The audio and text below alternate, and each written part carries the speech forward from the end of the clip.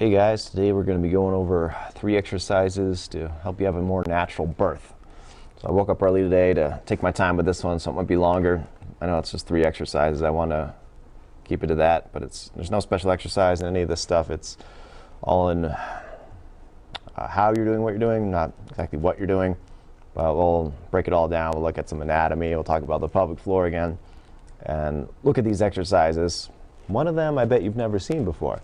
So it'll be interesting. So the overall goal here is exercise to prevent breech, muscle tearing, increase delivery ease, decrease labor time, prevent diastasis recti, tearing of the linea alba, common thing, prevent future pelvic pain and incontinence, and to teach you how to engage and move properly in your daily life too. So all added benefits and bonuses there. It's not just waiting to come to the chiropractor until you are in pain. It's best to even do these exercises before pregnancy if you're planning on getting pregnant. Good ideas, definitely foundation training. A reason I push foundation training because it does activate the pelvic floor muscles. It activates anchoring, all these things that can help and make these muscles more subtle and ready to change, because usually what the pelvic floor, what we have is weakness in some parts of it and then tight restriction in others. So we're trying to bring balance so one side's not pulling more than the others, and it's just going to allow the hips and everything and pelvis to relax, because as the ligaments get more lax, the muscles are required to do more of the job. So let's look at that. We'll start with some exercises and then we'll just go into the anatomy. So the first one is kind of like child's pose, but it's an inverted child's pose. The reason I like this is because it just simply decompresses you naturally using gravity, and we're going to hack it a little bit because you've probably seen this one before. The big trick here is pulling your toes to your nose, what we call dorsiflexion, and that really activates the hip. So I want to talk this before I get myself into the position, because it's hard to explain when I'm upside down. So pulling those feet in, and we're going to try to have the feet a little wider than the knees. And we'll try to do 2 different positions depending how big the belly is. We want the knees in so we can squeeze, and that helps activate the pelvic floor. If you've ever done any foundation training, they'll have you do that a lot. Squeezing those knees, getting taller, and that helps. So we're going to try that variation, and then we'll try the knees a little wider to allow the belly a little bit more space when we're doing this inversion. But we still want to keep the feet a little bit wider than the knees. So remember that, even if you can't really see it here. I'm going to use this bench, but you can use a couch or a sofa chair, anything like that. Maybe have your husband help you so you don't fall on your head and be safe. So let's do that one first. Then we'll break it down a little bit as to what we're doing. Remember to try to breathe during all these exercises. All right. I'll try it from 2 different angles. See if that can help you out. So first one, we'll do the knees together, and then you see I'm going to try to tuck my toes underneath me there. So they're pulling those toes in, and then I'm just going to slowly lower myself down, try to keep those toes tucked in. You can really feel that in the hips. And I'm going to try to get all the way down to the elbows. And from here, I'm going to kind of squeeze at the hips, push inwards. You can even do that with breaths if you want. So you can inhale, exhale, push in a little deeper. Like I said, if the belly's too big, it might be a problem. Try to walk your feet out a little bit wider. What that does, and I'll explain that in a second, what that does, but it helps turn your hip bones in. And we'll explain why that's really good to do. So you're doing about 30 seconds to a minute here. Being a little active about it, not just dropping completely, but actually pushing with the arms helps. That way we're actually engaging that pelvic floor muscle a little bit and trying to breathe in this position. So I'm going to turn this other way. Maybe change the camera angle here, get Phil out of the way. We'll get you in the mix here in a second, Phil. So now we're going to get a little wider. So if the belly's a little bigger, this might be good for you. Again, trying to tuck the toes underneath, but still having the feet a little wider than the knees. Helps turn the hips in. Same thing, Probably a little bit easier in this position. Dropping down, sinking in a little bit, and then pushing, trying to hinge. Actually, you're actually hinging at the hips, pulling your head more in between your elbows. You're actually pushing off the floor. A little shaky, should be shaky. About 30 seconds there. You can actually, if you're having trouble pushing up out of this position, you can just kind of slink onto the floor, which is probably what it's going to look like later on in pregnancy. If you guys have any questions, definitely leave them down below. All right, let's explain why the dorsiflexion and why the feet are wider than the knees. So with Phil, a lot of times what happens with pregnancy, maybe Phil's a woman, it's Phyllis today, it's not Phil. The hips tend to go forward. Remember, we got the belly, right? So the weight's going to start shifting here, and the hips will turn out. And the reason why these are important for the pelvic floor is piriformis and your obturator internus. Obturator internus runs into your obturator here, but actually the pelvic floor muscle, a couple of the pelvic floor muscles attached to obturator internus. So they're both external rotators of the hip. Piriformis attaches to the sacrum so it can control the motion of the sacrum. The reason that's important is because the sacrum actually attaches to the uterus via the sacral uterine ligament. So think about the sacrum is rotated, possible breech presentation because it's creating torsion on the uterus. So obturator internus attaches. I think we talked about the coccygeus last time. That tends to be tighter on the opposite side of the tight obturator internus side, but sometimes it's just both hips. You'll see as the belly comes out, both hips are really turned out. It's not so much that we have that much torsion going on, and that's one thing we can't really help that much is when it's both hips doing that. That's more exercises to help turn the hips in. So that's why we're having the feet a little wider. This actually helps you with that anchoring process. I did 5 videos on the idea of anchoring, which is essentially pulling the hips in to the sockets, rotating them in a little bit. So that's why I want a little wider in the feet, and we're dorsiflexion. This motion in the foot, you'll feel that kind of right in here when you do that. Otherwise, it was kind of just there, tucked behind you. You're able to like just sink really deep into that, and that's fine, but try the activation as well. Maybe and tuck in, bring the feet a little wider, and maybe bring the knees in. Try that with the knees together. Then you're able to squeeze too, and that activates these adductor muscles here, which help also pull those hips in. And that kind of applies to these other 3 exercises as well we're going to go over. But that's, I forget the name of it, but essentially it's an inverted child pose. Child pose is another great stretch. It can become an exercise if you do it right.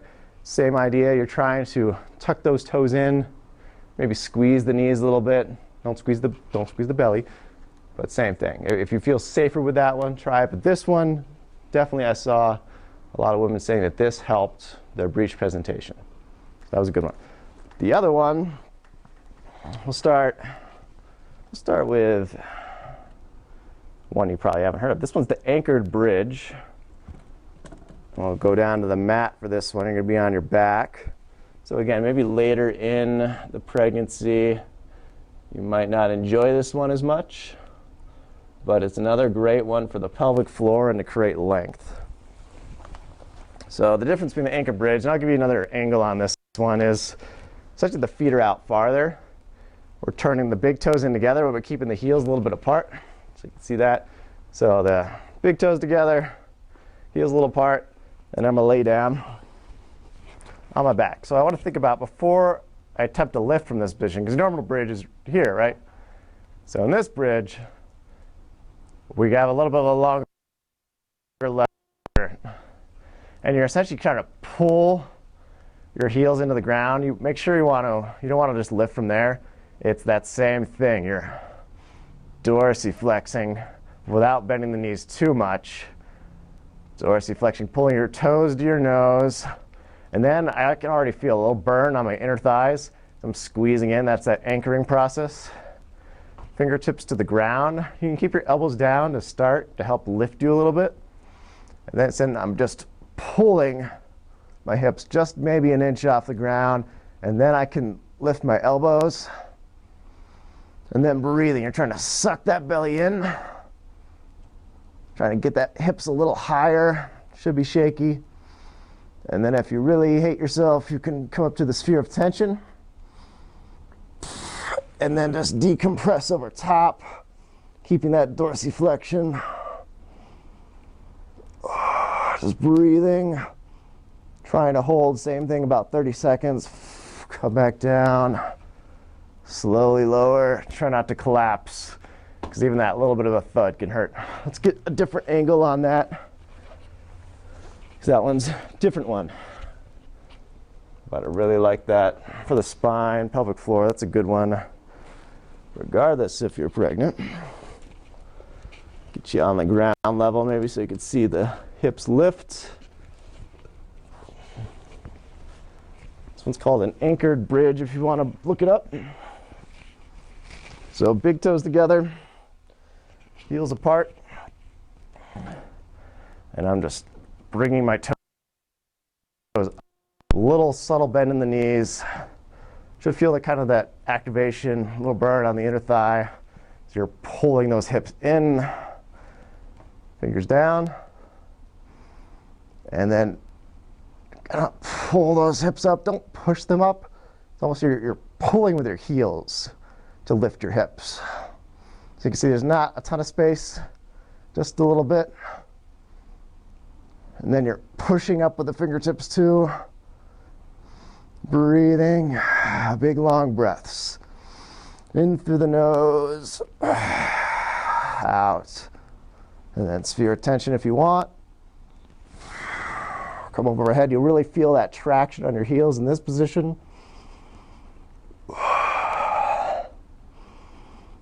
And I'm more of a, not a 30-second guy, I'm like a take 10 breaths guy. Same thing, try to breathe 10 times in each of these positions. It's not about how much time you're there, it's about how many quality lengthening, widening too, not just lengthening, but widening that rib cage. 10 of those deep breaths in each of those. Last one is the sumo squat. And the problem with this one is, while it's good hip opener, it tends to, the wider you get, the more your hips turn out. So be cognizant of that. So it's okay to be a little wider, but don't turn the hips out, toes out too much. And you don't want them too in where it's like you're caving your knees in. That's not the goal either. So maybe just a little bit out to the side. And we'll try two different variations.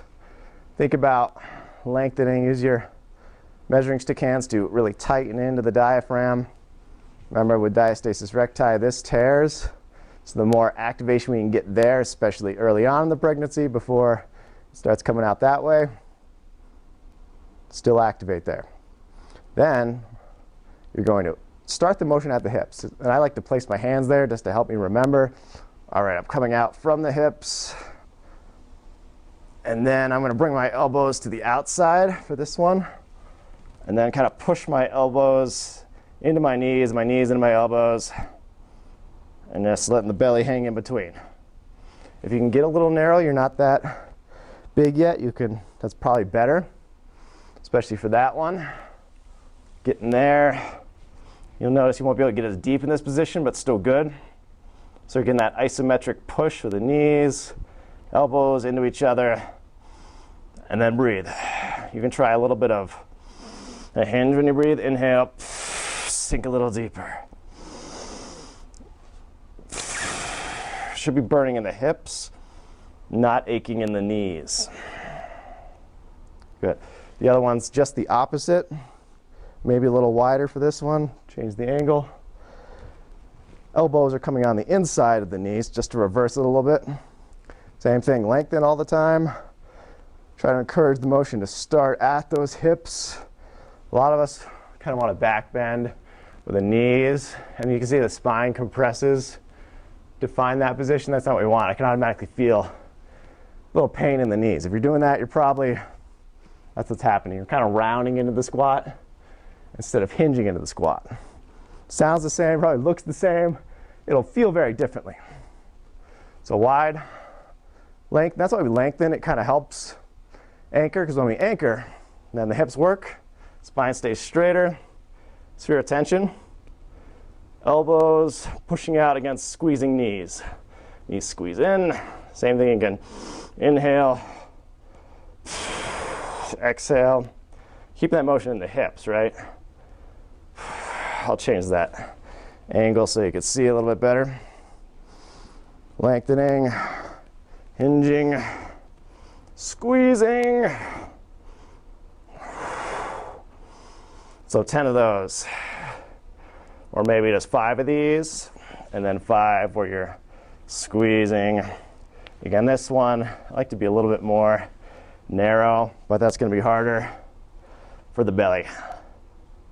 And you might feel, if you're tight around the outside versus the inside, you might feel a difference between those two. They're kind of both hard for me. Now one more variation with that, just to explain. We get Phil. With rotational imbalances, you might feel one hip more restricted than the other. So for me, it tends to be the right hip, because I know my sacrum gets turned this way. So the whole pelvic structure kind of rotates that way. So we can do what's kind of a little bit of a Cossack squat, which you're going one way over the other with your squat, just to see if what side is more restricted, and that can help decrease some of those torsional elements too. Because most of these are decompression and strengthening the pelvic floor, especially the breathing, but also trying to fix the twist, which is the chiropractor's job, but help us out. We definitely need as much help as we can. So I'll show that variation here.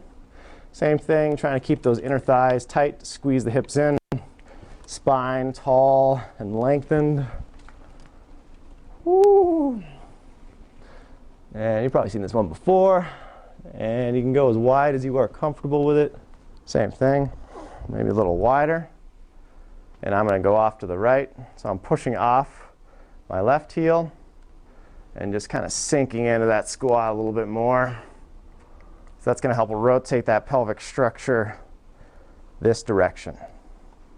So you can test both. Be like, that felt really easy. A little harder.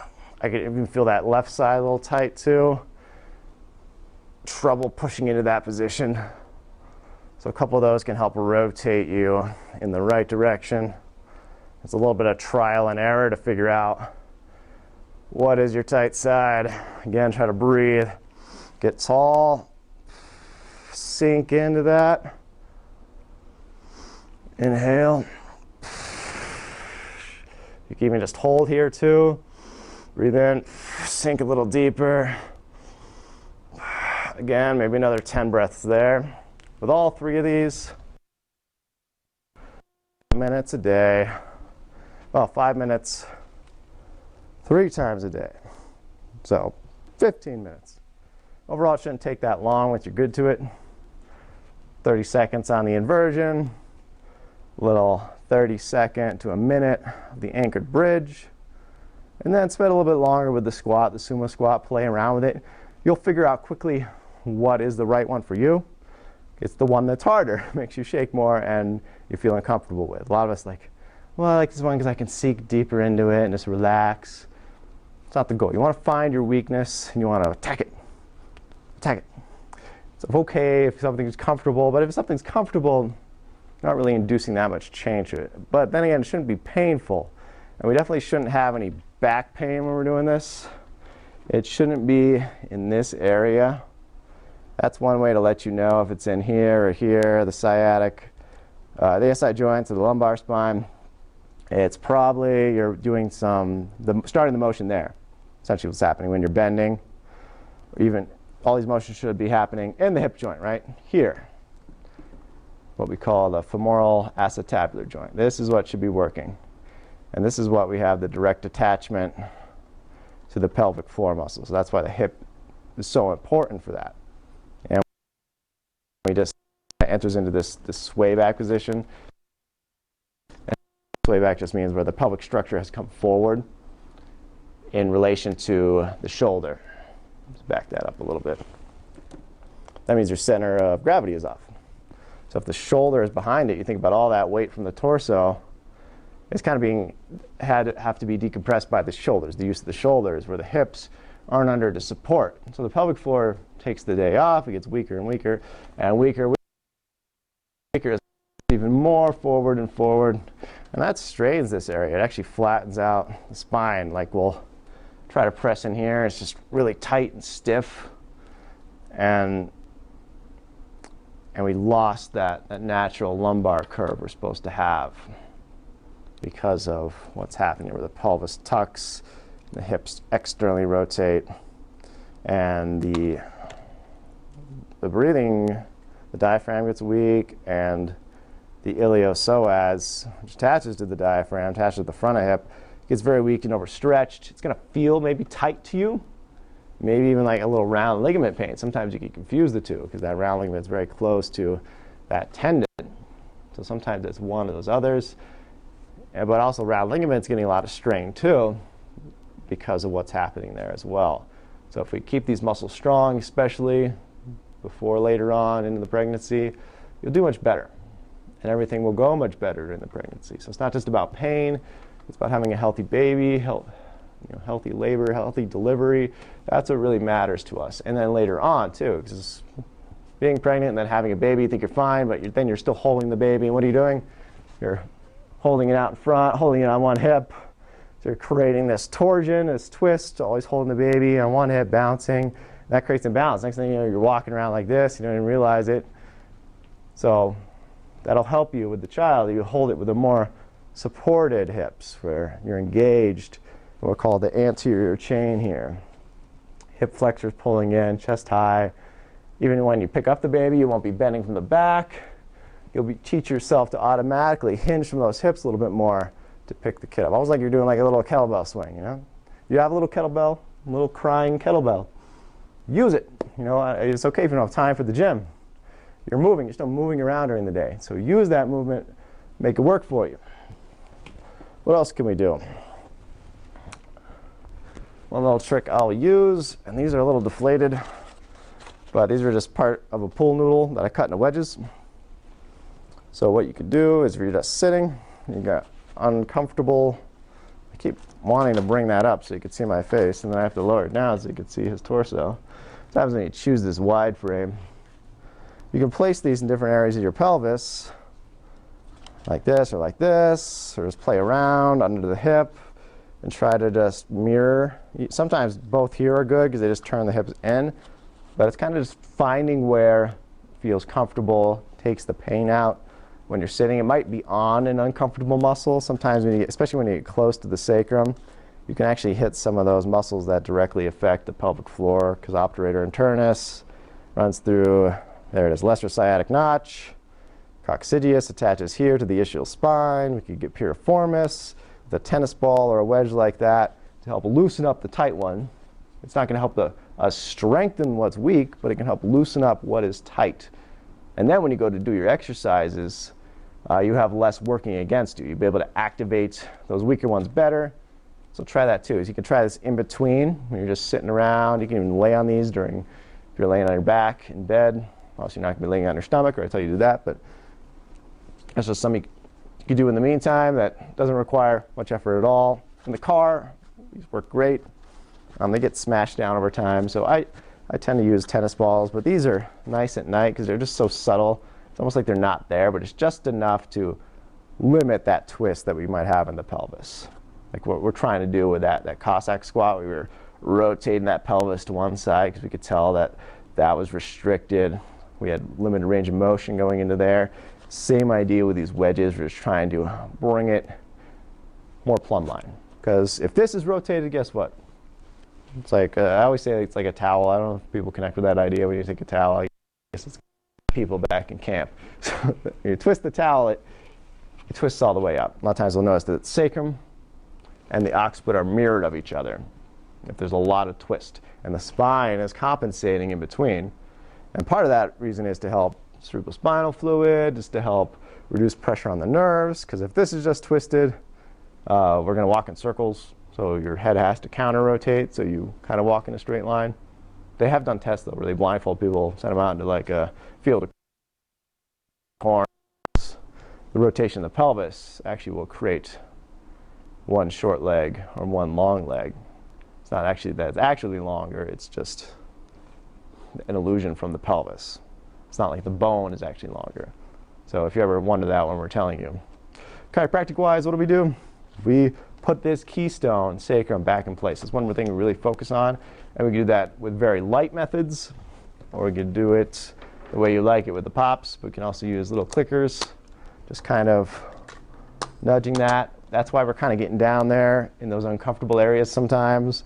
It's like, why are you so close to my tailbone? That's where we have access, and one of the only places we have access to the pelvic floor muscles. So if we're ever digging our thumbs in there, click, click, click, click, that's what we're doing. That's what we're working on. Yeah, we're hitting the other big muscles that are important, but definitely around the lower portion of the sacrum, the coccyx area, where we have a lot of pelvic floor attachment. Important, we might notice that we adjust here in the pubic region. That's because it kind of creates a little shape right there from the coccyx where it attaches in the front. So it can actually pull. Sometimes you can even feel that pelvic floor maybe. If you go on the top of your pubic bone, you might feel, okay, that's tighter on the left side versus the right. Sometimes just massaging that, or a light massage gun, don't get in there too crazy because it can be very sore. But we're working on in there sometimes a little drop table or a little click, click, click, trying to loosen up the insertion of the pelvic floor. That's why we might work those areas. We're definitely be working the hips, doing your side posture adjustment, or even just a side posture stretch, just to loosen that hip up, because that's going to directly affect the pelvic floor and affect the pregnancy. But again, our job is what? Remove restriction, increase mobility. Your job is strengthen. So you have to be working with us if you really want to combat, if you really want to get that natural birth this time. Or maybe it's your first time. Especially, they say, like, if you've had C-sections before, they're just going to keep going with that. And they're really going to try to dissuade you from having a natural birth. So if you really want to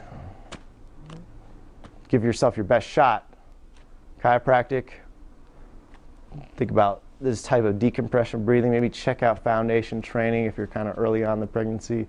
All of their stuff is good then. But these 3 exercises, for when you got a bit of a belly, they're really good. Maybe have somebody help you with the inversion one. I don't want you falling on your head. And just kind of slink off the floor. You don't have to do like a tricep push-up, a handstand push-up.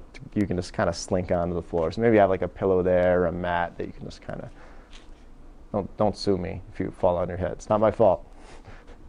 I need a disclaimer at the start of these videos. I think that's it for me, guys. I know I went long overboard, but I knew it was going to happen because there's a lot of stuff, and I'm sure there's a lot more questions I didn't even get to. And I'm sure there's plenty of other exercises. They're just 3 of my favorites. 3 that I do anyways, regardless of being pregnant or not. Just a food baby today. All right, thanks for watching. Please, if you have any questions, leave them down below. Have a great, wonderful day, healthy day. Remember to breathe in through your nose. It's a natural filter. Out through the mouth. Don't breathe on people, though.